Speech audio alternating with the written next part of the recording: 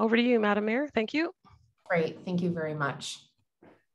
Okay, well, good evening, everyone. I'm Mayor Val Vandenbroek, and I'd like to call the December 6, 2021 public hearing to order and begin by acknowledging that the land on which we gather is the traditional unceded territory of the Kaitsi, Kwantlen, Masqui, and Semiahmoo First Nations. With me this evening, I have Councillor Paul Albrecht, Councillor Terry James, Councillor Gail Martin, Councillor Nathan Pahal, Councillor Rudy Storterboom, and Councillor Rosemary Wallace.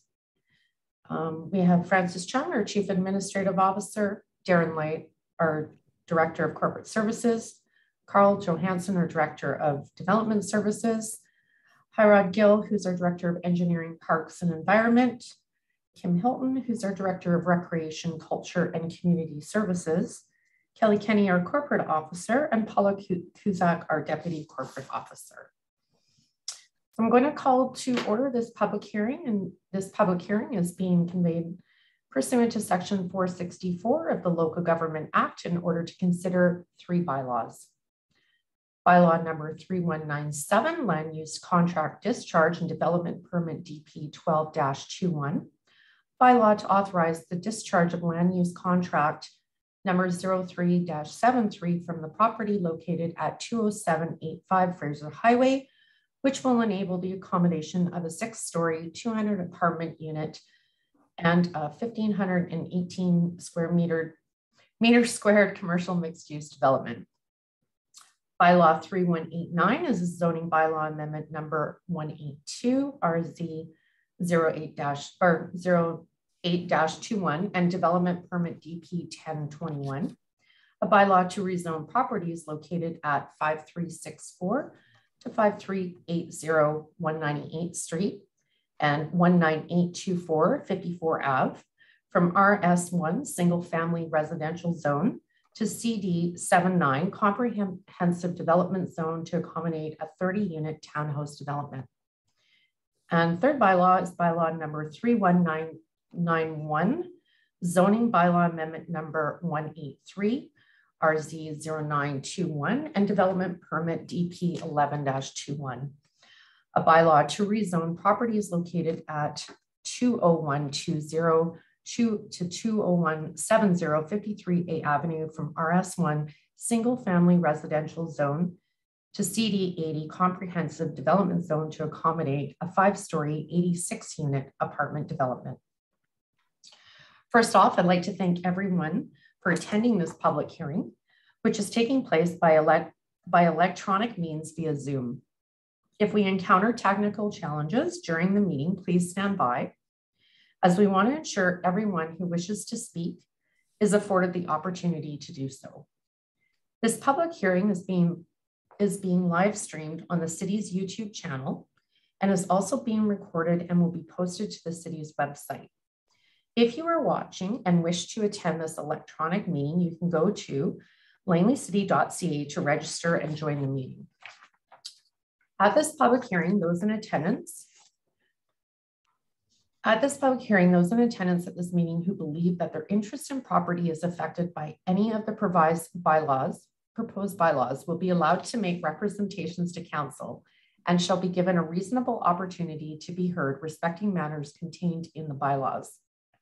Once in the meeting, you may use the raise hand function to indicate your wish to speak, which will automatically put you in the speaker's queue.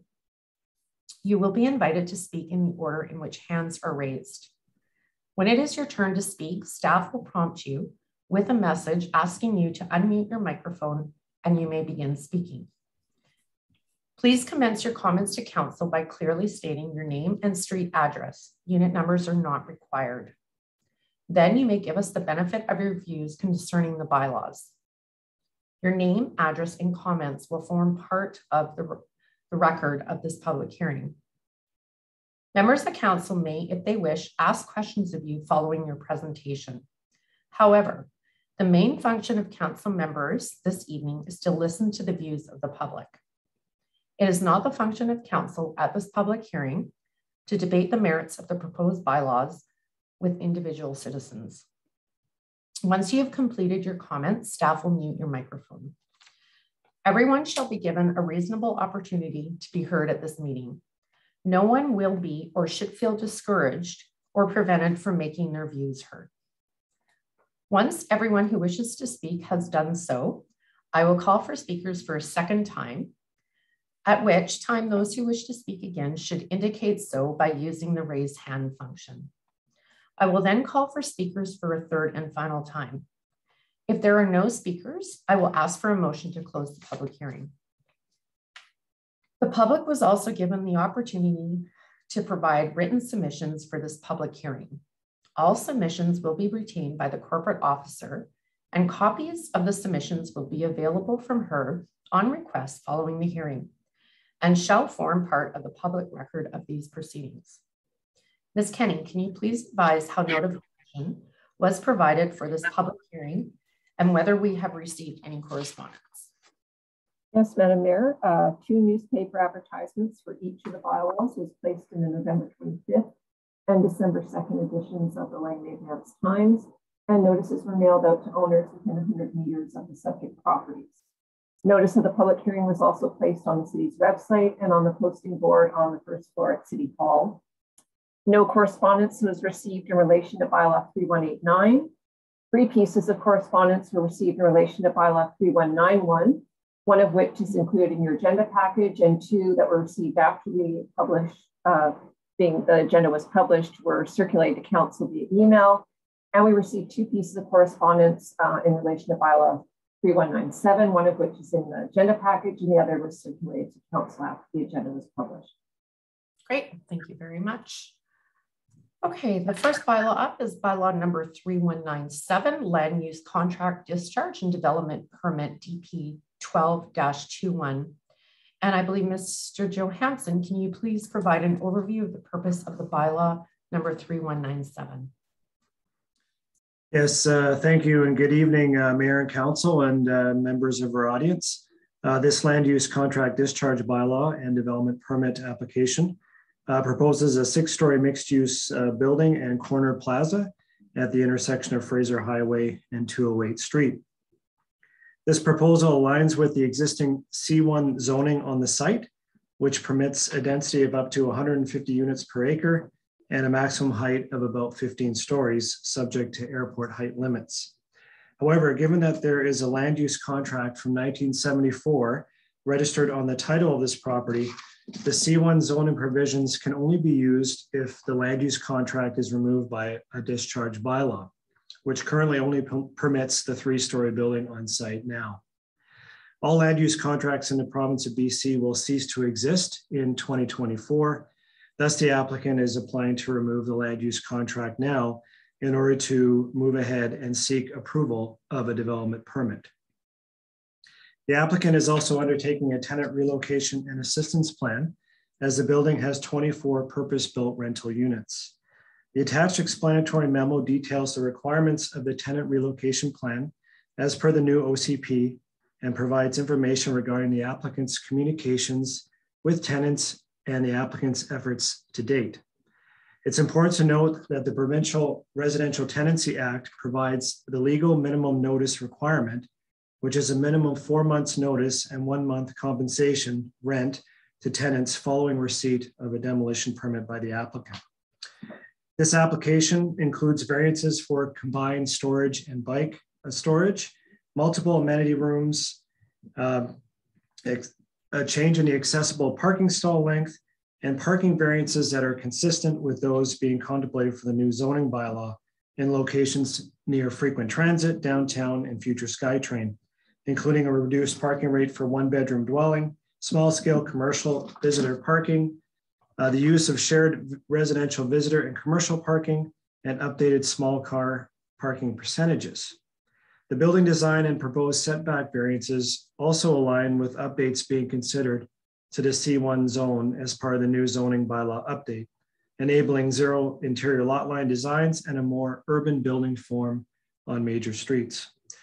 The application was reviewed by the ADP, and the applicant has incorporated the ADP's advice, namely on building, landscaping, and public realm improvements, including adding street tree details, adding more landscaping to the site, including on the parking lot on the ground floor and second floor amenity, widening the stair access to the retail level and entrance and enhancing the slope sidewalk and plaza design. Also improving the breezeway design and adding additional brick facade along Fraser Highway. The proposed plaza design and its integration with the city right-of-way will be refined further should council give the application third reading. I also know that this building is within the city's flood construction level, and thus the habitable ground floors must be elevated above street level. Thank you for the opportunity to provide this overview.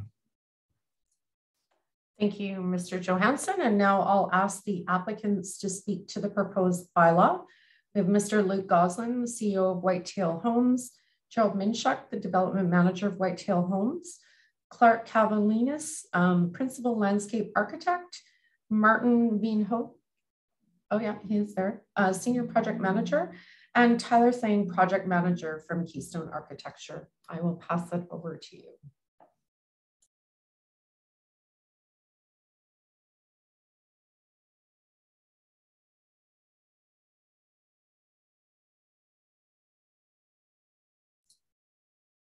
Martin, are you on mute? Are you?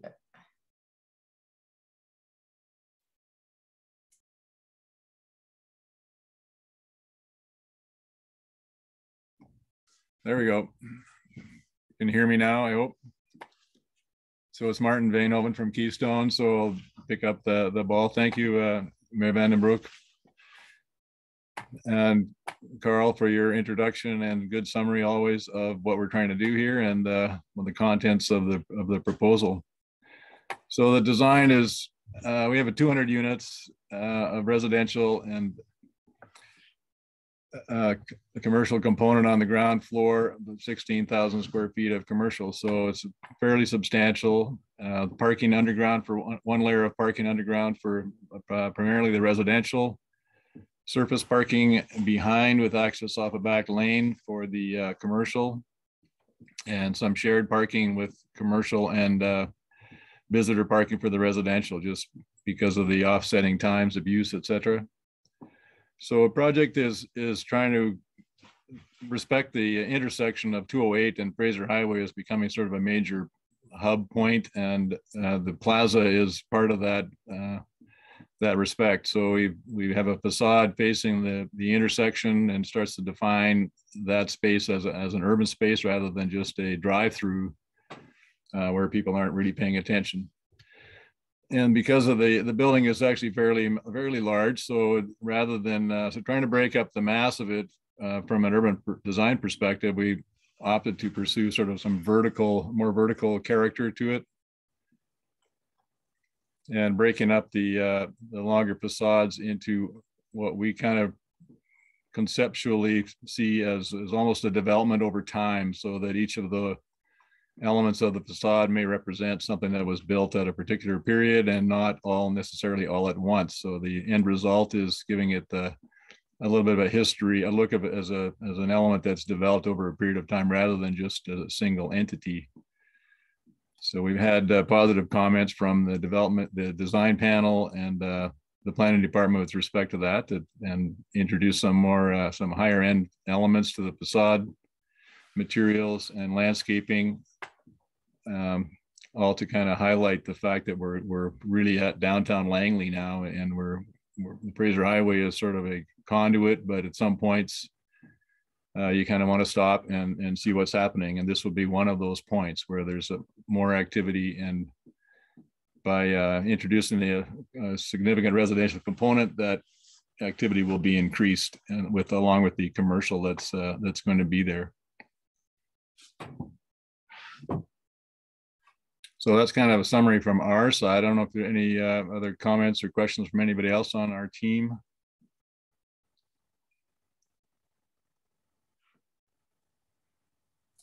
Okay, I don't see any, so thank you for that. I'll just double check here. I don't see any other hands up. Okay, so we'll go on to the speakers now, if you're okay with that, Mr. Veenhoven. Yeah, no, that's fine. Thank you. Okay, great. Okay, so Ms. Kuzak, can you please advise if there's anyone in attendance electronically at this meeting who wishes to speak to bylaw 3197, please? Well, thank you, Mayor Vandenbroek. There is one hand raised at the moment. Miss Harris. Go ahead, start with your name and street number, please. Hello, my name is Nadine Harris. I live at 20791 Fraser Highway, the proposal site to demo. I have some concerns about your bylaws. I feel that they've already been broken. I don't understand, and I oppose it, as well as my many neighbors here. We have lived in this building for 20, some 22 years, some 15, 16, 10, 6, 7, 8. And I can tell you that it makes no sense to be able to do this in the middle of a pandemic. I read what you wonderful City Hall members have outlined about COVID.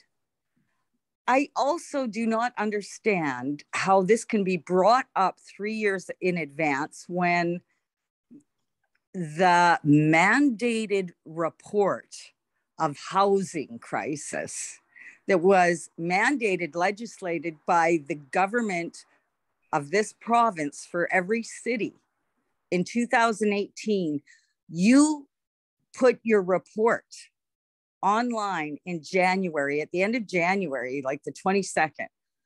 It is specific in its alarming, frightening situation for seniors, persons with disabilities, disadvantaged people that live under the poverty level. Now, this is not a building that you're tearing down that is condemned, nor is it a crack house building. The people that live in this building have lived in it since the owner, the original owner, who had it up until 3 years ago, and never upped the rent on his tenants, simply because he was a good man and he loved his tenants. We would have barbecues. He paid for those. These are people, for the most part, that only have each other. Their homes are beautiful and clean. 2 years ago, when the building was sold, because he became sick and with a terminal illness. When this transpired and he had to speak to the caretakers who looked after this building immaculately, he cried. He had to go back home and die. Slumlords bought it, and until this week, tried everything to wreck it, but they didn't wreck our spirit and they didn't wreck our units, even though they let it get infested with rats. The people in this building have illnesses. They cannot pack. The package is nowhere near safe. It was an insult. First of all, we are talking about people that cannot go out and get the rent. And there is also in your report, I don't know if you people read it, but for you to come a month later and honestly, the liaison for us, Gerald, I can't remember, Munich, whatever, this gentleman informed us this is all your fault because he told us that this was your plan. I said, how in a pandemic? How in a housing crisis? How in all these things is this even possible that you're even thinking about doing this right now? You know, it occurred to me, you know, silly me, brain injury and all, that a place like this does not purchase $6 to $12 million property unless it's been approved. Come on. So then I said, so what's going on that you would do this? And he said, well, the city wants it. Okay, well, gee whiz, when did the city figure that out? He said February 2021, a few weeks prior, you had a report. The people in this building cannot afford, they pay $700, $720 for rent. The ones that have been here forever. They're sick. They're very sick, some of them. We have looked at after one that we lost. So please, when this man comes here, he has not, and I want this stopped right away. I want a new liaison. There has been no help for us. UBC came out with a study. There's 176,000 British Columbians on waiting lists for housing. That was Gerald's. Well, the city says, this is what we have to do. I said, this compensation package is an insult, an outrage, and it should be illegal. This whole situation should be illegal for any decent human being. I'm sorry, I love revitalizing it. We need that because of COVID. I get that. But you better come back with something a lot better, because there's going to be, you have no idea how many people in this city core love the people that live in this building and the businesses. Okay. What you're doing to them is unbelievable. No, I'm sorry. And I also oppose it on the fact that this tenant package was not properly done according to law. The public information meeting that we were given was wrong. This man called a meeting the night before for one of them.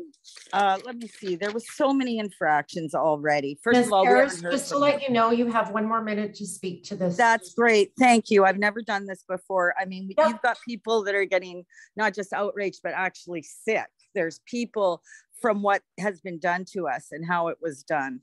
This man has not followed the rules, and it needs to be changed. And I mean, people have been sick and haven't been able to look this all up, but this vulnerable tenants, what they offer wouldn't even pay their rent. So everything they offer, and the city as well, 5 months of rent. Is that going to cover the moving? Because they're going to need movers. Thank you so much for my time. I'm very sick myself. And well, I couldn't really do this justice, but I will, and I will be writing a letter. Thank you so much. Well, thank you for coming this evening to present your concerns. Ms. Harris. Okay, Ms. Kuzak, is there anyone else in attendance who wishes to speak to bylaw 3197? Thank you, Madam Mayor. We have several people in attendance, but no one is raising their hand at the moment. Okay, so I will call for a third and final time for anyone who wishes to speak to bylaw 3197. It doesn't appear that there are any more speakers. Okay, seeing no more speakers, do any members of council have it? I'm sorry, Madam Mayor. Ms. Harris would like a second turn. Yep. Madam Mayor. Ms. Harris? Yeah, I'm just going to tell you have 5 minutes again, just to let you know. Yeah, I won't take 5 minutes. Oh, that's fine. I just want to say that you look like a decent person. I don't think you would have looked at that report that you were having to do for the city, and if you knew more about this place, if you would come and meet these people, that you would ever let them do this to them unless this package is changed. There are old people crying in here, terrified. This is not a Merry Christmas. This company that is doing this, that you've hired to do this, like to revitalize, they've got 10 projects in this city going. They've got 10 projects.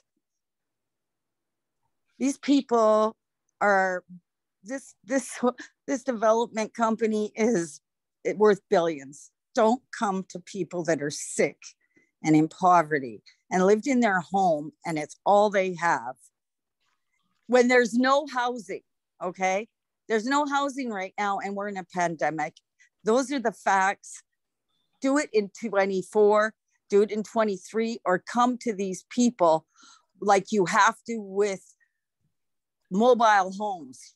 Give them a proper, decent compensation that they'll be able to put onto their rent until they can get into housing, because some of them get $1,200, $1,400 a month. So they don't tell them to go to a food bank like this man that you sent to us did. And don't send a man that tries to trick innocent people. All right? Because we weren't told about any of those meetings or explained them by him other than after they happened. He gave us that one notice after the meeting. So I oppose it all, and so do my neighbors. Thank you so much. Goodbye. Thank you, Ms. Harris. Madam Mayor, there's a second speaker, Ms. Punette. Okay. Go ahead, please, and start with your name and street number. Thank you.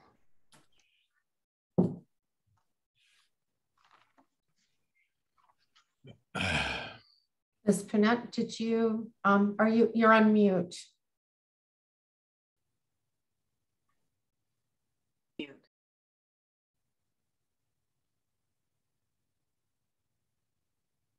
Oh, you have to unmute again, please.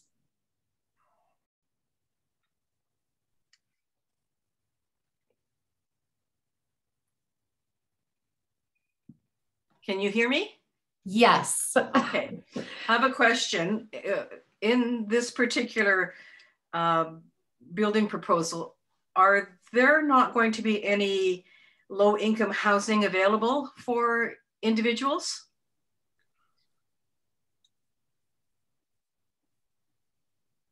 Do we have someone that from staff that, or the developer that could?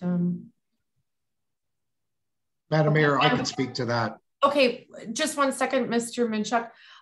Ms. Pinette, can you please state your name and address first, please? Okay, it's Barbara Punnett at 20785 Fraser Highway.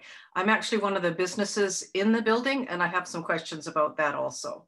Okay, great, thank you. We just have to do that for procedure, that's all. Okay. Mr. Minchuk, please go ahead. Well, perhaps we can conclude Ms. Punet's questions before I make a presentation on the tenant relocation plan. Sure, did you have other questions regarding that? Yeah, I'm wanting to know about the low, if there's going to be any low income housing available in this building. And the second one is for people that have developed a business for many years in this building, are we not offered any kind of compensation for leasehold improvements that we've put into the building for years of working here, and we're just told, move on?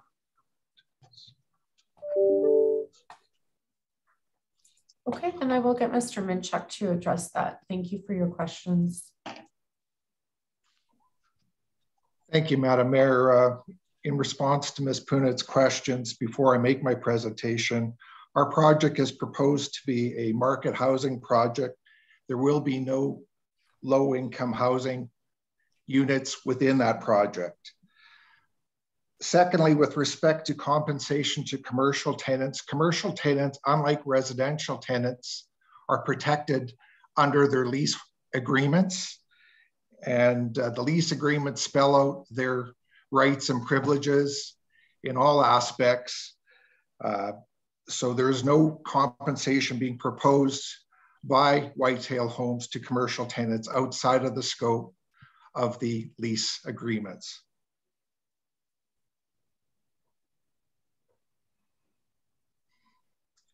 Okay. If I could move into my tenant relocation plan, unless there's some other questions.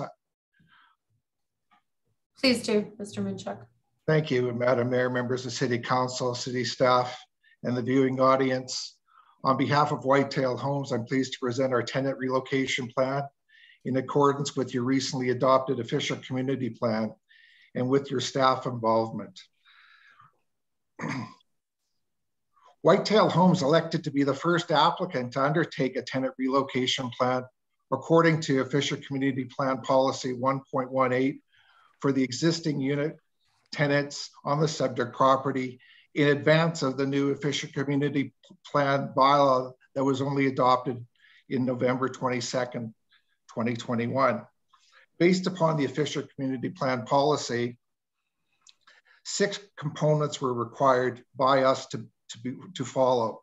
The first component was early, and what we took the liberty to also include was ongoing communication with tenants.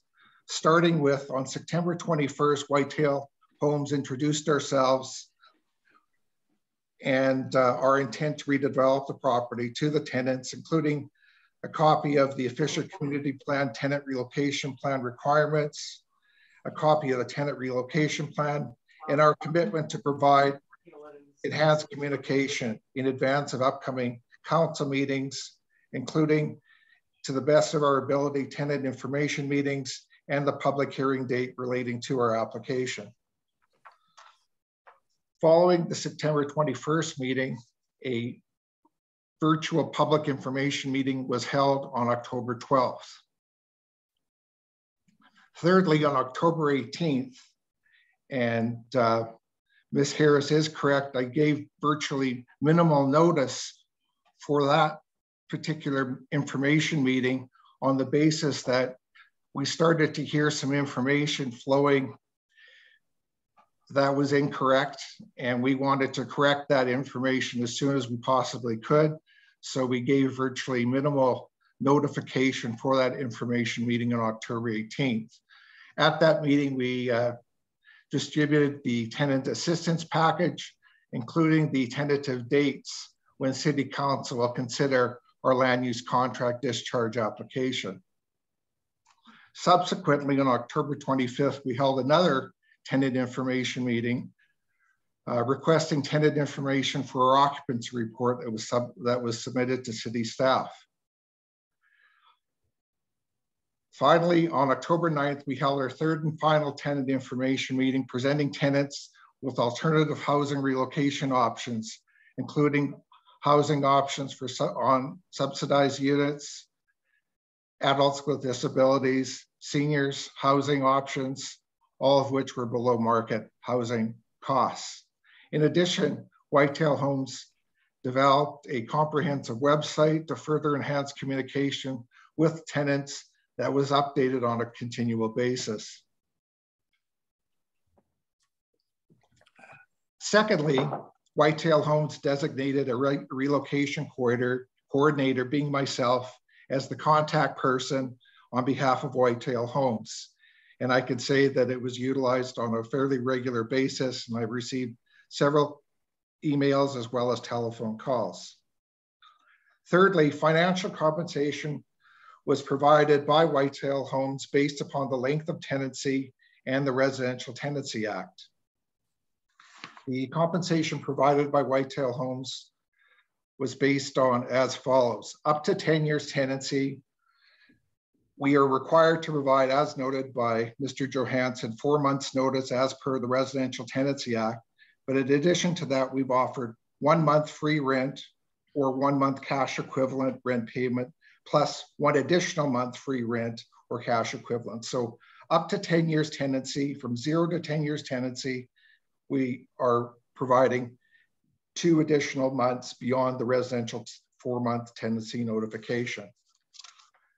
For those tenants, those long-term tenants over 10 years tenancy, we are offering the 4 months notice as per the Residential Tenancy Act, plus 3 additional months payment or rent equivalent to assist them in their relocation. In addition, Whitetail Homes is offering moving expenses. For 1-bedroom units, we're offering $500 moving expenses for an insured moving company to relocate existing tenants into an alternative accommodation or provide an equivalent flat rate payment. And for those residents, there's only 2 that live in 2-bedroom units, we're offering up to $750 moving expenses. In addition, as per the official community plan requirement, Whitetail Homes is offering a first right of refusal, enabling all displaced tenants a special pre-sale discount of $20,000 to qualified buyers purchasing a new unit within this development or one of the other Whitetail Homes development projects. In addition, Whitetail Homes is committed to providing additional support for vulnerable tenants. And to that end, in addition to the compensation that I just noted, we're offering an additional free month rent or cash equivalent payment plus an extra $250 moving expense allowance. Thank you, Madam Mayor. Okay, thank you for answering that. All right, so we've done the third third and final time. So actually, Madam Mayor, we have another speaker. Ms. Harris would like to speak a third and final time. okay. Hello, thank you. Quickly, I just want to address some of the comments that were just made by Gerald. There were two tenants that did not receive notice of upcoming meetings, October 12th, as well as October 25th. Note actually, and on the public meeting for October 25th, notice was given the day before. So a lot of people didn't even know about it. As far as helping the tenants relocate, I mean, the housing, as I said, there is like a 1.5 year wait. There are thousands of British Columbians on waiting lists. That doesn't help us, the vulnerable ones. 3 months extra rent, $2,100, $2,800. That isn't going to get, and most of the people in here are on disability of some kind. That's not going to pay a damage deposit rent. The moving, as I said, they can't move themselves. We are in a pandemic, and the whole city, the whole downtown core knows the people here and are disgusted, because guess what? We're the people that shop down here. We're the ones who support it. And unfortunately, we want somebody, or I certainly do, to understand that works with that billion-dollar company.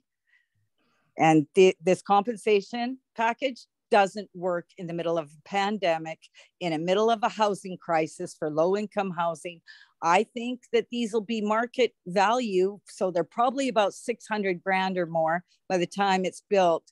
I'm sorry, I doubt that anybody living in here, as you already know, is going to be able to purchase in any of your developments. And it's wonderful, and we're all for it, but this timing is on a level of, I'm not going to say, but it's dark ages. Yeah, you're gonna have to do better than this. You can't do this to the people that support City Hall in this city and love it and look after it. We're all for the change, but you need to come to the table with something different. This is like a human right violation from City Hall's own handbook. Thank you. Thank you, Ms. Harris. Okay, I did a call for the third and final. Was there anyone else, Ms. Kuzak? There is no hands raised at the moment, Madam Mayor. Okay, so no more speakers. I'm going to have council. Do any members of council have any questions regarding bylaw 3197? Councillor Bahal, please go ahead. Thank you, Madam Mayor. And just to preface, I know today is about listening to the responses from the public hearing and not to debate the merits. So I am listening and hearing what people are saying. So I just have some unrelated questions to what I've heard today.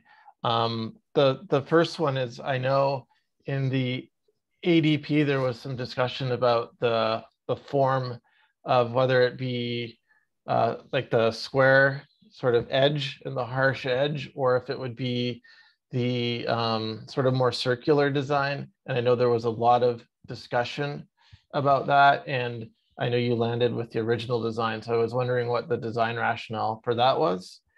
And then the second question, actually, I guess I have 3 questions. Well, I have a comment after that. The second question is, I have had the opportunity now of living in 2 townhouse projects in the city of various ages and 2 apartments in the city. 2 of the townhouses were built before the 2018 change in the building code when it comes to acoustics and sound. And 2 of them, including the one I just moved to on Friday, are built after the BC building code. And the BC building code silent on impact noise. And that is like one of the #1 concerns I know when I was on Strata and my quality of life. So I'm wondering, will you be working on doing things such as sound clips, sound resonator bars, and sound absorbing compound that you can put between the drywall that'll help really reduce those base sounds and impact sounds, which is over and above the BC building code. But as we are redeveloping a community and making it more dense, having units where you don't hear your neighbors is really important. So one is the design rationale. One is, will you go above the BC building code like I've seen some other projects that I've lived in do to make a better experience for residents? And then I guess just from what I heard from the folks that have spoken, to be clear, the city of Langley is not directing the redevelopment of this project and has not said it needs to be redeveloped. My understanding is this is a developer-led project. It's not something that the city said, please redevelop this project. So I just want to be clear that council hasn't directed anybody to develop this project. This is coming from the private sector to council to be heard and considered. So I don't know who wants to answer the two questions. Well, I'll answer the design rationale one. Again, it's kind of the same thing we've been saying for the last couple of presentations, that the round corner doesn't define anything, neither does a pointed corner. We're just trying to create an urban space here, not just a building with soft edges. So the cutting off, the squaring off of the face on the plaza is really to that end, to start to define the intersection and calm it down and create a space for the public to actually make some use of, not just to have an attractive form to terminate that thing. So that's kind of the logic. And yeah, acoustically, we're not doing anything super special, but I think what you'll find is that the standards have all gone up quite a bit, and we can't obviously solve for every little piece of impact that happens, but I got to say that the standard of floor assembly and wall assemblies that address the acoustics has gone up significantly over the past couple of codes, and basically we're complying and probably exceeding those numbers because you can never get them right on. It's very acoustics is kind of an unscientific science as far as being able to hit the numbers. So we basically have to design to exceed them in the hope that they'll actually, be realistically within the frame, the level of tolerance that's expected. So. And if I just may follow up again, I live in a brand new, just finished a week ago townhouse that's to BC code, and it doesn't do anything with impact sounds, which is a little bit surprising to me. And it's just why I've read into it quite a lot. So I know there are some treatments you can do that can really help in the low range. And I would just hope that you would consider that, because it doesn't seem to add too much of a cost. And talking to some other developers in the community that are here for the long run, like I think you are, I talked to, for example, Kerr, which is where I was renting, and they actually did some extra stuff beyond the building code just to make sure that life was good for their tenants. So I'll leave it there. And I really think it's important because we're trying to build a community here. Thanks.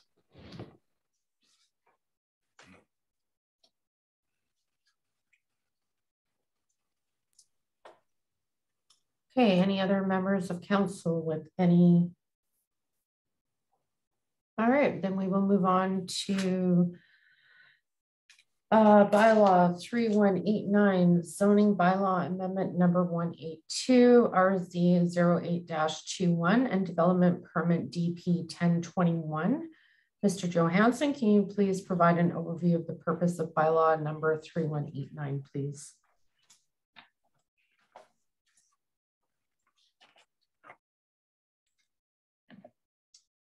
Yes, Madam Mayor, this is the application on 198th Street and 54. So good evening once again, Mayor and Council and members of the audience. This proposed rezoning and development permit application for 30-unit townhouse project, all with double garages, was reviewed by the advisory design panel, and the applicant has incorporated the advisory design panel's recommendations, including the addition of warmer colors and increased articulation of the building faces, updating the roof line to reduce massing, and installing privacy fencing along the east property line. The applicant has also added a gate at the east emergency access where it meets 53A Avenue to prevent walk-through traffic And they have also provided an outdoor amenity space. Thank you, Madam Mayor. Thank you, Mr. Johansson. And I will now invite the applicant to speak to the proposed bylaw. Yes, good evening, Mayor and Council. My name is Colin Attigal with Keystone Architecture, along with Eric Poxleitner, who's the architect of record on the project, and Denitsa with PMG landscaping for the outdoor design. I do have a presentation to share if I can. I'll just share my screen.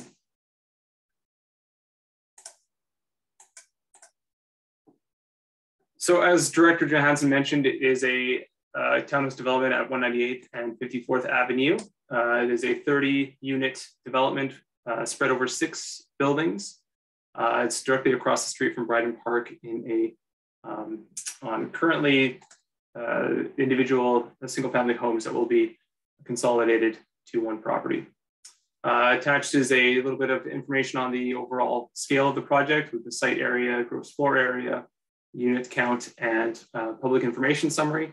So we did have a public information meeting on August 30th.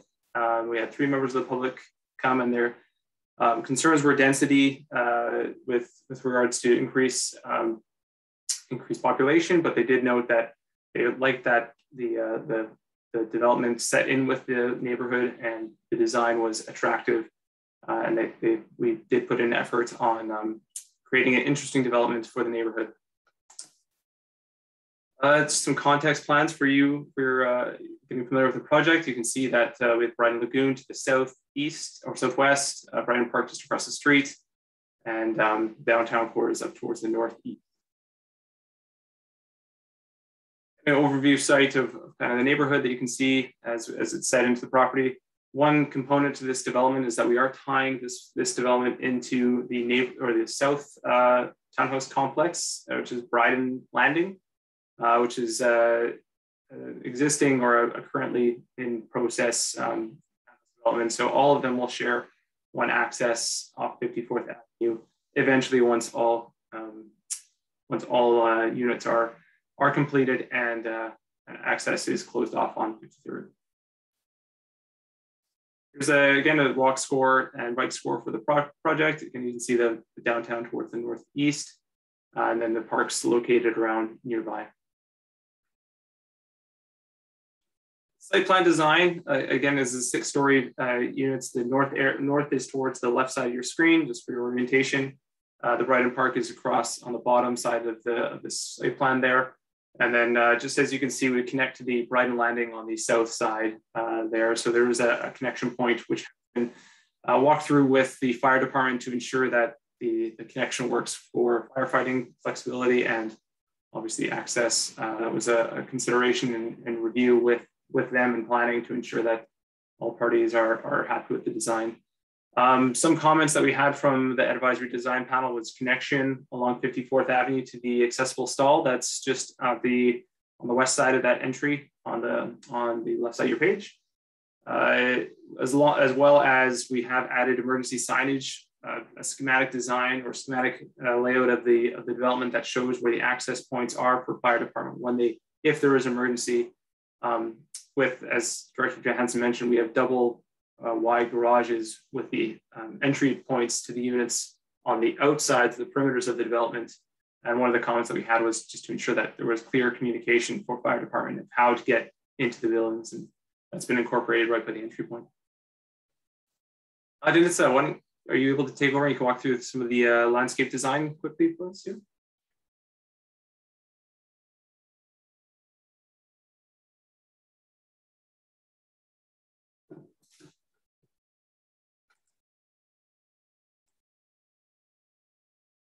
Oh, Denitsa, I think you're muted, by the way.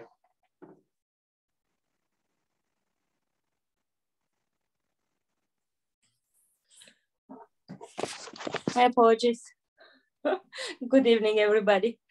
Landscape plan for this project have been designed to provide each unit with paved patio, which is separated with 4 feet privacy screen for units along west side and with the landscape buffer for the units at the west side. Streetscape have been improved with low aluminum transparent fence with landscape strip in front of that fence. And the proposed landscape for the unit for the townhouse number 3, it's a little bit higher than for the townhouses 4 and 5 because of the grade change. Privacy from adjacent properties have been created with fence along east property line and with landscape buffer for south property line. Decorative pavers have been proposed for 3 ends of the internal driveway. We're proposing a bike rack for 7 bikes at the main entry from the 54th Avenue. And as well, we're providing a small play area for younger one and bench for caregivers at south side of townhouse number 1. A couple of kids in different age can play there.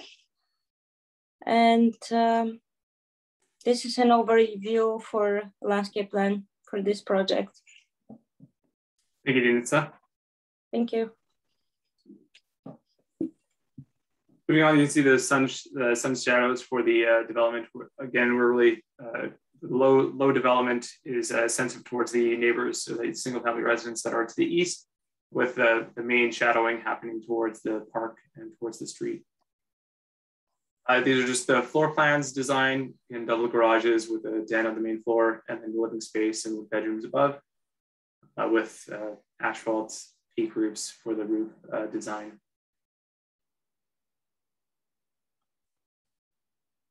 This streetscape design that shows how the development is set into the grade as it sets down. So obviously there's going to be some stepping in the buildings as they go. So there's some variation inherently with the massing of the buildings as they follow the site design.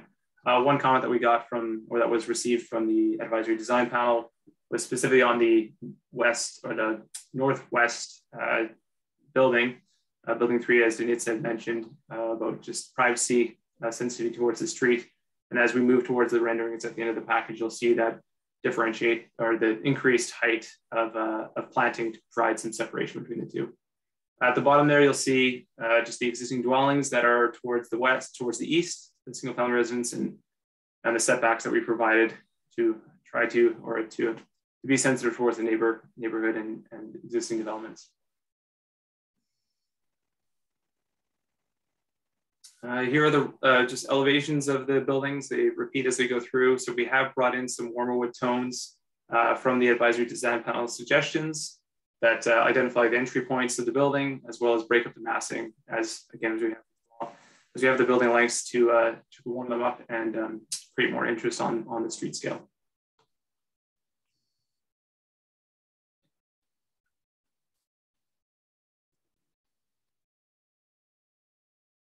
These they do repeat as they go through.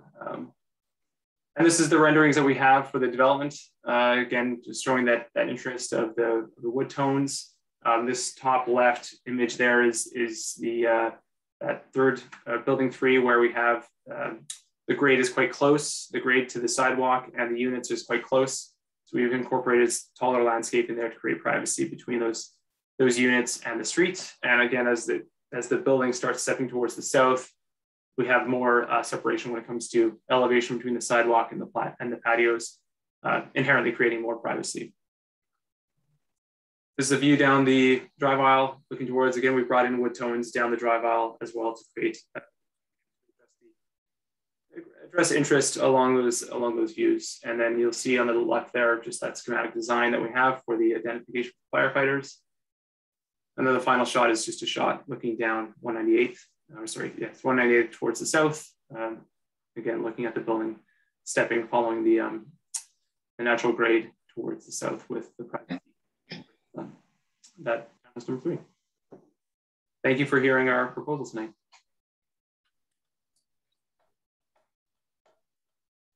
Great, thank you for that.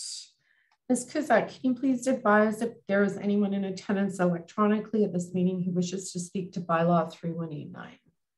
Thank you, Madam Mayor. There are a couple of hands raised. We'd start with Mr. Melnick. Please start by stating your full name and street number.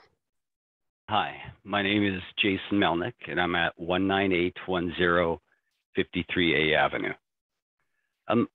I wanted to go back to that page 17 on the architectural PDF.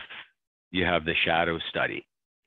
That's one day with 3 times recorded, ending mid-afternoon, showing only how the sunlight is affected to the west of the development when all of the residential houses are located on the east side. I don't understand that. Like, why cherry pick that one day with only 3 time samples? I believe it's because our homes are going to get cut off from direct sunlight for large portions of the day and large times of the year. And what I'm getting from council is it doesn't matter, because it seems that all this is predicated on the belief that our homes are going to be redeveloped. Now, I'm not talking about the shade we get from the soon to be removed trees located on the west of our property, where, you know, the leaves drop in the autumn and the sunshine comes through and warms our house. I'm talking about the kind of shadowing you get from a multi-story development located meters from your home. We're going to be locked in shade for most of our days, and it's not going to be long before our houses are covered in moss.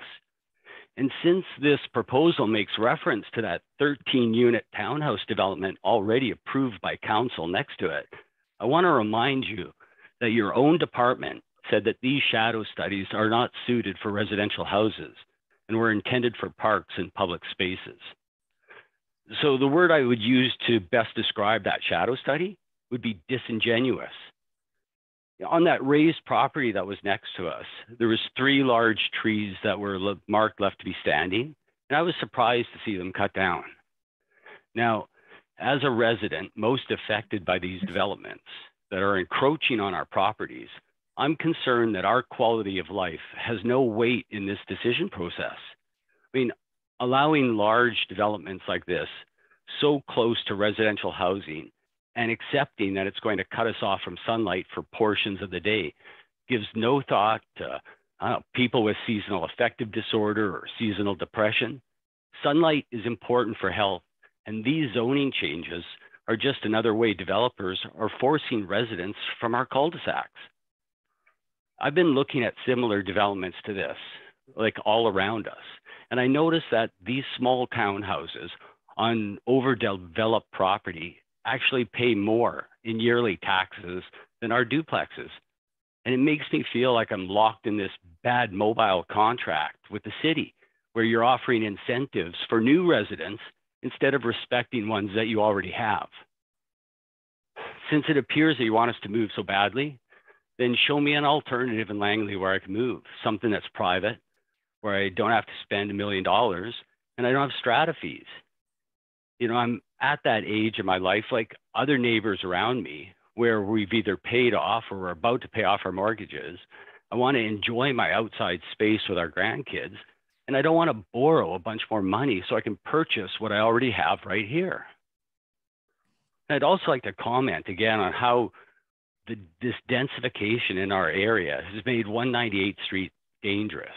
On any given day, you can expect there may be moving trucks or garbage trucks and delivery vehicles of all sizes blocking lanes. I mean, drivers are left to zigzag through oncoming traffic in order to navigate their way. It's dangerous for cyclists in the summertime. And it's something that I'm going to lament when a person is struck and possibly killed on that road. Adding 30 more townhouses does nothing to alleviate the problem. I mean, council should reconsider allowing these types of encroachments, which dramatically affect the properties connected to them, especially when you're talking about residential homes. At no time has any of these developers ever approached us about their plans, and we're left to subsidize their profits by diminishing our quality of life. You know, until what? They finally decide they want to buy more property? What happens if there's a market correction? Development stops. then I have to live in the shadow of this development, unable to sell to anybody else except another developer? You shouldn't approve changes like this to ensure that developers are required to directly engage with the people they're going to be hurting. And lastly, I think it's important to acknowledge that according to the BC Coroner Service, this past summer, there were 23 deaths in Langley, believed to be linked to that intense heat wave that struck in late June and early July. Ill-planned urban development is one of the driving causes of these higher temperatures. Reports I've read show municipalities have found that replacing large mature trees that provide a high canopy with these smaller trees that are easier to manage and maintain, it does not equal the same type of protection from the sun. And wrapping developments with buzzwords like cool earth tones does not equate what we've been losing. The vast majority of these newly planted trees will never grow to the size of the old ones, and they will not provide the same type of protection from the heat. So tearing down single-family homes with large yards and mature trees to fully develop 99% of the property, and then replicating this across entire areas of the city, that's not responsible planning. And I expect more from you. That's it. Thank you. Thank you for your comments, Mr. Melnick, and addressing your concerns with us tonight. Ms. Kuzak, are there any other speakers? Yes, Madam Mayor. Ms. Schellenberg, please start by stating your name and your street address, please.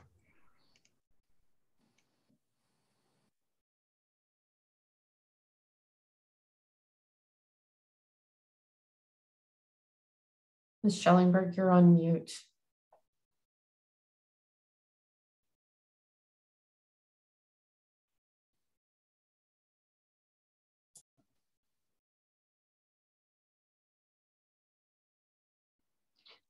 Hello? Hi, I hadn't had my hand raised. I have nothing to say at the moment. Thanks. Okay. No. Oh, yeah. Sorry.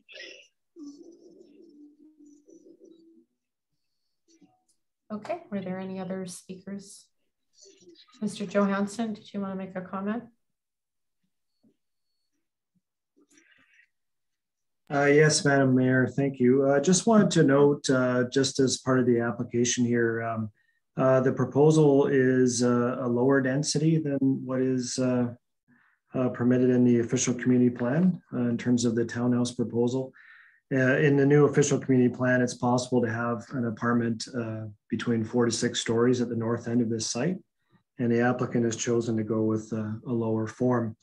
And I just wanted to note, this has come up a few times, but I just wanted to clarify that the shadow studies that we use from an urban design point of view, development permit guideline point of view, we typically use the spring equinox. That's the standard that's used to assess shadowing impacts of buildings. Typically, these are done for public spaces, but here we use them to also assess possible shadowing impacts on adjacent residential properties. In December, the solstice, the shadows are long for everything, and in the summer, they're much shorter. So that's why we use the 9 a.m., noon, and 3 p.m. For the equinox. And I also know that for the summer solstice, you can assume that the shadows are quite a bit shorter. And in this case, the townhouse at the townhouse building at the southeast corner of the proposal is lower than the property to the east. So that's going to help to mitigate the shadowing impact at the equinox and the solstice for the property to the east. And I also note that their applicant did hold a public information meeting before they brought in their application as part of the previous OCP amendment application. Thank you, Madam Mayor. Thank you, Mr. Johansson. I will call for a second time for anyone who wishes to speak to bylaw 3189. Madam Mayor, I just want to ensure that Ms. Schellenberg does not want to speak as her hand was raised again. Hello? Ms. Schellenberg, would you like to speak? This is not Ms. Schellenberg. I'm sorry. I don't know how I have my neighbors sign in. This is Rihanna. Oh, okay. But I'm apparently weirdly signed into her thing from my house. If you can just start by stating your name and your street number, that'd be great. Thank you. I sure can, but that explains the confusion. Yes. My name is my name is Rihanna Redekop. I'm at 5313 198 A Street. My property backs on to the corner of the development to the south of that and that development as well. First of all, I just want to say thank you very much for addressing that gate issue. I know that our neighborhood really couldn't have handled having walk-through access to our cul-de-sac. We have had a number of petty thefts over the last year, people walking through driveways and taking things. And I think if they can walk through, that will become an increasing problem, not a decreasing problem. So I do want to say thank you very much for addressing that fire gate at the one end of the cul-de-sac. I really appreciate that.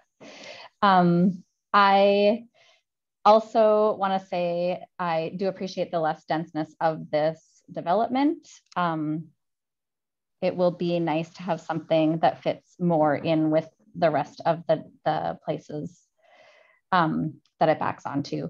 I would like to address the kind of the heat dome stuff and the trees. I think I saw quickly on that slide, there was only about 8 or 9 trees. I could be wrong about that number. And I would like to ask what the backyards are going to be made out of. Once again, I think Mr. Melnick talked about this, but I think the heat dome will become increasingly important to us. All of climate change will become increasingly important to us if it's not already, if this fall hasn't made it really imminent for everyone between the summer and this fall.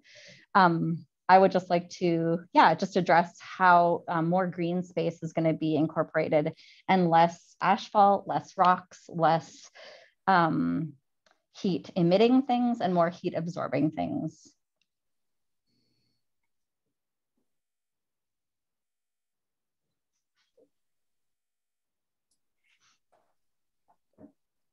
So at this, hello?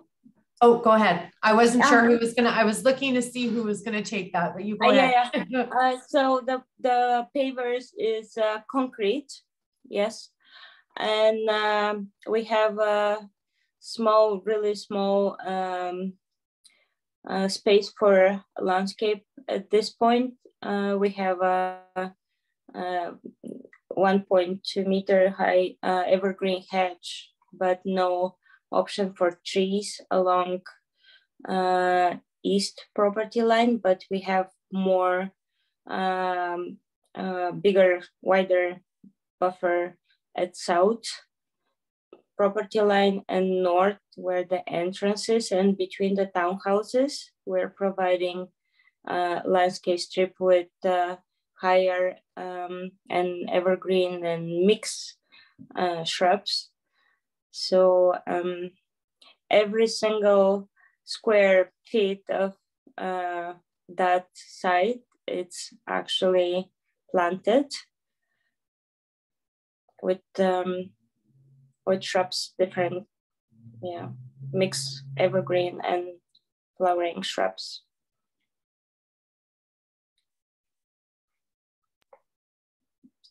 Okay, So this. Okay, Mr. Johansson. Yes, thank you, Madam Mayor. I didn't want to cut off the landscape architect.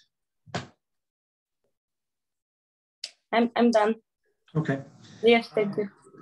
Okay, thank you, Madam Mayor. I just wanted to note from the city side, with the redevelopment of, should the application be approved by council and it moves forward to construction, the city requires a tree strip and street trees along 198 Street and 54. And what that'll do is that as these trees grow, they will provide shade not only for the building faces as the sun sweeps through noon and into the afternoon, the early afternoon, and into 3 to 4 p.m., which during the summer is the time of most heat gain of buildings. So not only will you have the landscaping on site, but also the street trees to shade the buildings and to also shade the pavement of the street, which is also a major generator of heat island effects. So I just wanted to note that that's part of our new subdivision and development servicing bylaw, that street trees are required for all new applications. Thank you. Great. Thank you for that clarification, Mr. Johansson. Okay, so I will call for a third and final time for speakers in regard to bylaw 3189. Madam Mayor, Ms. Redicott would like to speak again. Absolutely. Please go ahead, Mrs. Redicott. Thank you. Sorry, just as a follow-up, I don't see, I mean, I know that we're not talking about the development to the south, but I didn't see it then, and I don't see it now in this development on their schematics, these street trees that we keep talking about. I assume that they're being planted on their property. My fear is that sometimes when developers leave a neighborhood, they don't finish well. I mean, I think people just generally don't finish well. And so I'm concerned that if the street trees are like the last thing to be put in, that it will be quickly overlooked to save money, save time, save kerfuffle or whatever. So I just I'm not sure if they're not in the plans now, if I can't physically see them in their drawings, like where those street trees are going, and what the guarantee is that those will be put in place. So they will be placed later on, and that will be work with the city for after the civil plan will be complete. So we will have exact location for a lamp standard. It will be further on work for this project, but they will be installed at last stage. So they will be not damaged during the construction work. And there is a warranty, 1 year warranty for them. So there is a guarantee that these trees will survive and they will be in the future. Mr. Gill, did you have a comment too for staff?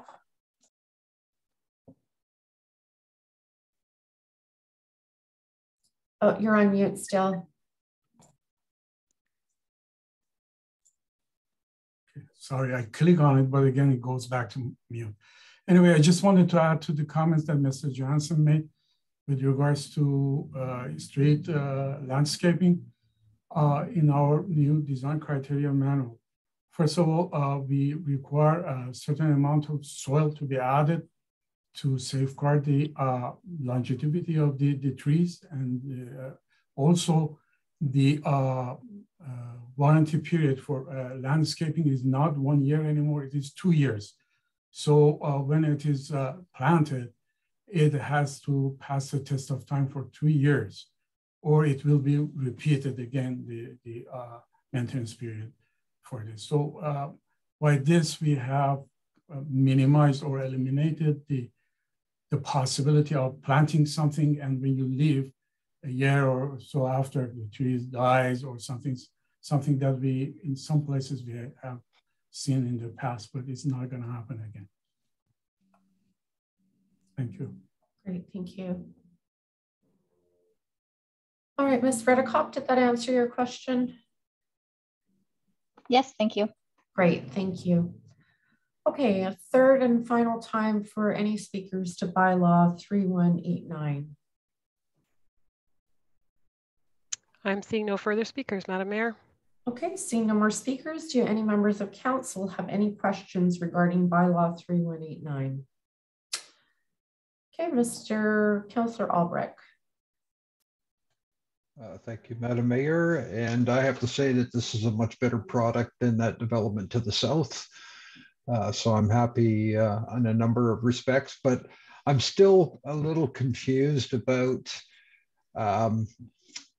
unit identification. I'm looking at the 54th Street perspective, and it's just a row or a column of garage doors.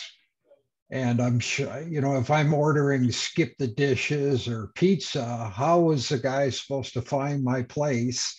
And then he's going to have to walk all the way around the building in order to get to the front door, because I'm not seeing any doors or availability in the drive aisle. So I'm just wondering if you can provide a little more clarification in that respect. Thank you.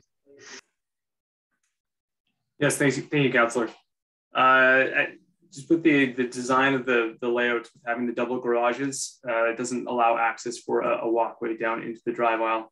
One of the challenges when we have the side-by-side makes the units wider, obviously, but that is a better design versus the tandem, where now if you have a tandem design, they have a stairwell coming down, ends up having a little more inconvenient for getting your car out. So there is a bit of back and forth that happens when you do the side-by-side more functional garage. That being said, one of the comments coming back from the advisory design panel, which we incorporate into this development, is what I mentioned, that like signage layout schematic that does give identification for where an individual would need to go to get to the front entrance of the units.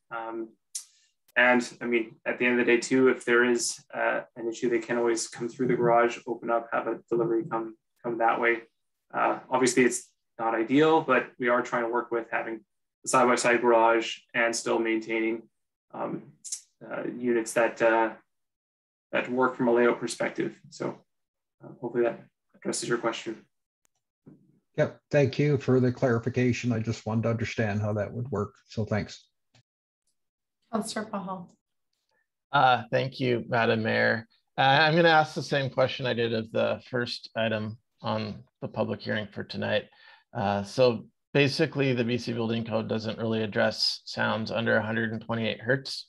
And I was just wondering if you were going to go beyond the BC Building Code when it comes to separation between units, especially when it comes to lower bass sounds and impact sounds, and even sounds outside, which, while not specifically for this neighborhood, our OCP does speak to noise mitigation as being important in section 99 and 100. So I'm wondering if you could speak to that, and if you'd consider anything around going beyond the code when it comes to, you know, making people's quality of life better and reducing those low impact sounds and bass sounds. Yeah, thank you, Councillor. Yeah, so for this development, we won't have the same impact noise because they're not stacked units. We're just dealing with side-to-side transmission. We will be meeting the BC Building Code requirements for this design. Again, as my colleague, Mr. Verhoeven mentioned earlier, we are going with that. It is a overall design. Now we need to go up, not above, but there are aspects of the wall assembly that we need to increase in order to make that STC rating for BC Building Code. We will be taking that same approach here to meet that BC Building Code STC requirement. Yeah, thanks. And I guess this is just some real world experience, and which is why I've now brought it up today. Just moving into a brand new townhouse, I definitely can hear, say, my neighbor is using the stairs, for example, or, you know, closing a cupboard door, and this is brand new. So this is why I'm bringing it up. So it's not really a hypothetical. It's a reality that I'm experiencing as a new resident in the Bride neighborhood, which is a project we're talking about right now. So this is something that I've experienced firsthand, and I'm just hoping that other residents get a different experience than I do. So this is why I'm bringing it up, because I think it's pretty important for quality of life.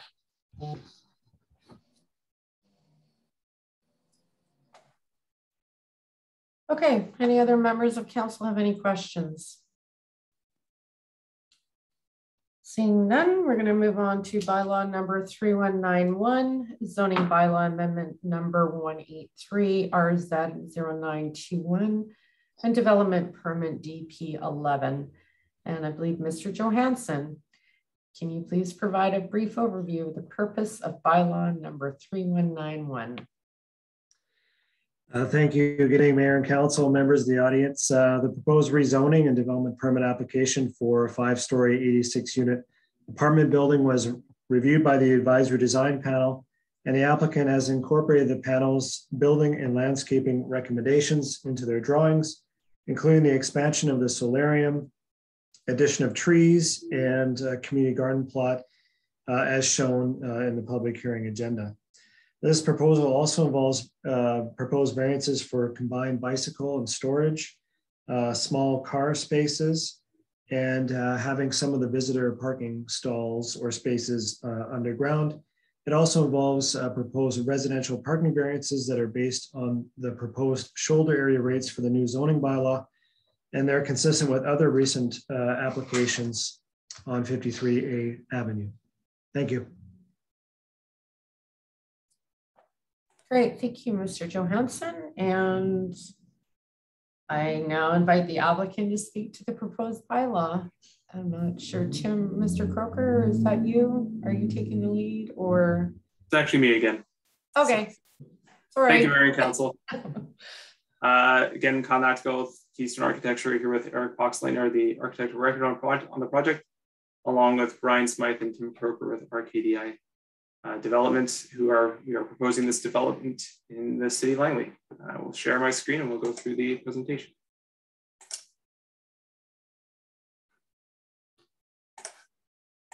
So as Director Johansson mentioned, we are proposing a 5-story building, 86 units on 53A. We're naming this 53A South Apartments. It's in the neighborhood there that has seen quite a couple of these 4 and 5-story buildings go up. So it's setting into the neighborhood along with those similar designs. Again, Director Johansson walked through the variances, but they're just noted there. And we did have a public hearing, our public information meeting on September 16th. We had 1 member of the public attend. Again, we can give some context to the neighborhood. We've got some of the neighboring 4 and 5-story buildings noted on the plan. So the context of the neighborhood, this building is one of many of this size and scale to be brought in. There again, for some aerial context of the other buildings that are nearby with the same height that will be that are aligning with this development.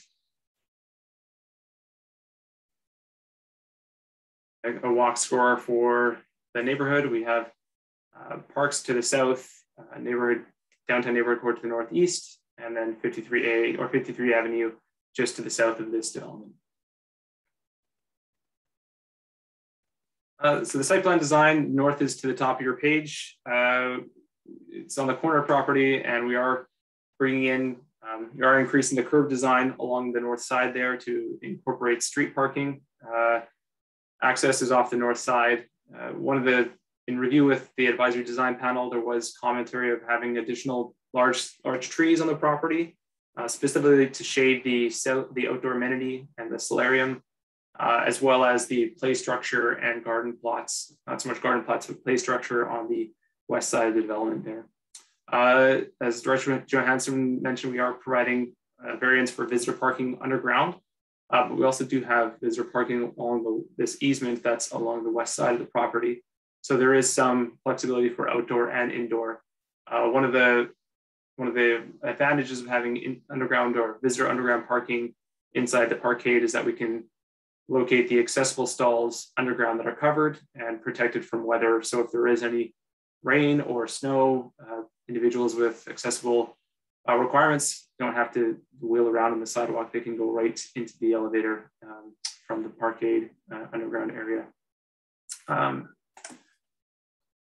apologies. So again, the landscape plan, working with Clark Cavalinas and Associates on that design. We are planting out and providing the updated street trees along the property lines in the north and east property lines that meet the new engineering guidelines. And we are providing a play structure for children on that west area. Shadow study design. Again, we're on the north side of the site. The main shadowing will be into the street, so it's not affecting a neighborhood or a resident directly. The orientation of the building is being at that northeast corner. Does help in the shadowing.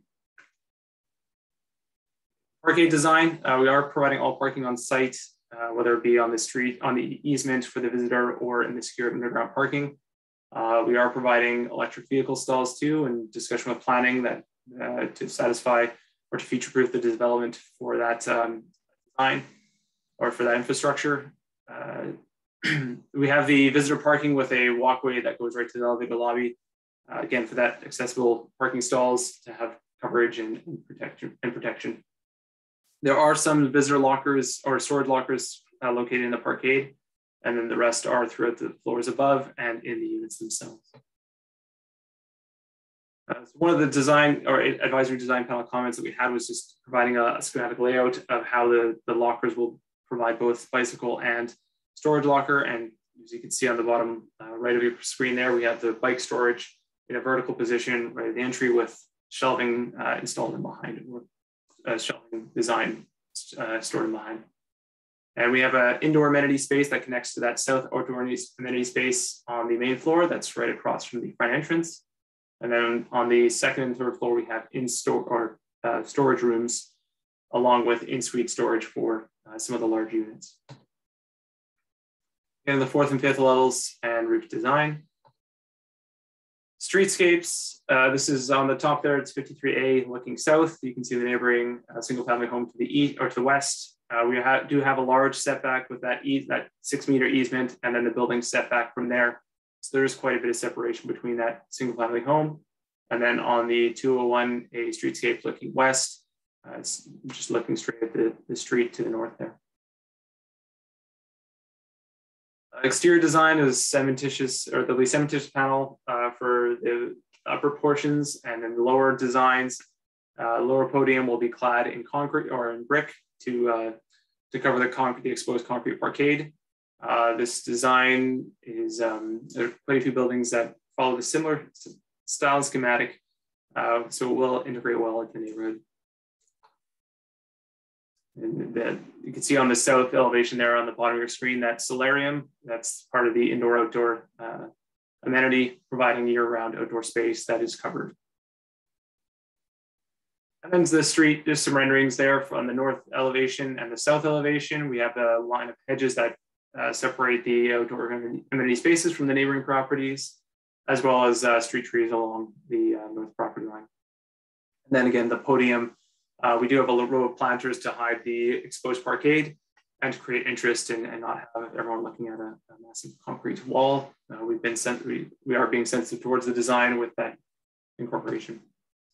And then just the last page there is just some up-close vignettes of the different components of the building, that front entrance, corners, and west outdoor amenity space. That is our presentation for this project. Thank you for your time. Great, thank you for that. Ms. Cusack, can you advise if there's anyone in attendance electronically at this meeting who wishes to speak to bylaw 3191? Thank you, Madam Mayor. We have 3 people left in attendance. No one is indicating their wish to speak at this time. Okay, I'll call for a second time for speakers on bylaw 3191. Seeing none, I'll call for a third and final time for speakers on bylaw 3191. No speakers, Madam Mayor. Okay, seeing no speakers, do any members of council have any questions regarding bylaw 3191? Councillor Albrecht. Thank you, Madam Mayor. And I'm not sure, this is probably a question more for a staff member, probably Carl. The south side, the treatment of that, right now there's existing single family homes. In the future, those will be redeveloped into a similar type structure, I have to assume. So I guess I'm curious how the future interaction between those 2 buildings, if that's been considered. And if there's a solarium on that south side with a new building raising up, I'm just wondering how functional that will be when that ultimately happens. So if you could maybe provide some clarification, thank you. Yes, through the mayor to Councillor Albrecht. In terms of the future redevelopment possibilities to the south, it likely will be, because of the lot depths very similar, probably pretty similar, or a bar building to that effect. And when we looked at the redevelopment of this block, and the applicant has taken on a 6-meter easement to bring a driveway down from 53A and then to provide future access to the south for that future redevelopment. You can imagine that the parkade of the future redevelopment to the south is going to sidle up to the parkade of this proposal. And also, we do require those 6 meter setbacks between the property line and the building face. But in this case, there's a little bit of extra depth in which that bar building can be adjusted to provide perhaps a little bit of a bigger setback in order to provide a little bit of extra space back there, because it will be in an area that's also facing north-south. But the solarium design is also, and the architect, Kyle can speak to this further, is that it does have glass paneling to reduce the massing of it as well, so that it doesn't feel like it's a large building projection that's coming out. But I think there's some flexibility there, and I believe that there are some preliminary designs coming forward for that property to the south, and we'll take that into account. Yeah, I guess because my concern is that if we're looking at a 4 or 5 story building to the immediate south, that solarium, how functional will that be for those tenants that buy into that building with that as a feature? So I just wanted to have that thought about. Okay, Councillor Pahal. Thank you, Madam Mayor.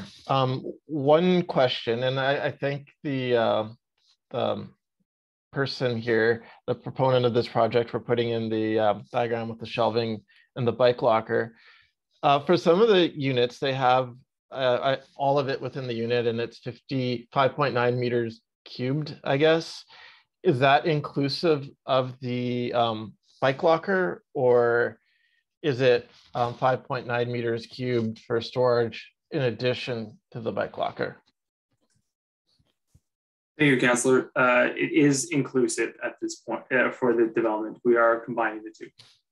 Cool. And are you putting in actual bike lockers and shelves as part of your design, so when someone moves in, that'll be there?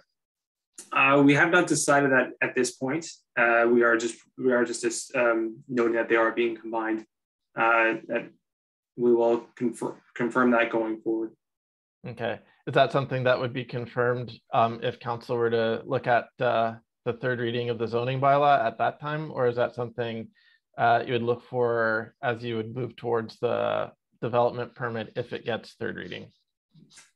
That would be, we would be able to provide either a space for that hook or a hook for the bike to go into along those lines. Cool. And I know I've asked about the other project, so I'll save the preamble. Will you be looking at anything beyond the BC Building Code when it comes to low frequency and impact sounds? Thank you, Councillor. At this point, we are meeting BC Building Code for the SCC rating. So I guess that would be a no. Well, they're meeting the building code, so thank you for that clarification. All right, any other questions from council?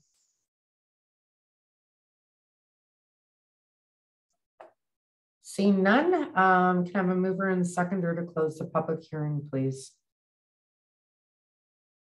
Councillor Stordeboom, Councillor Albrecht. All those in favor? Any opposed? Okay, so this public hearing is now closed. These bylaws will come forward for consideration of third reading at a future council meeting. Thank you all for coming out and participating tonight. Have a lovely evening. Thank you.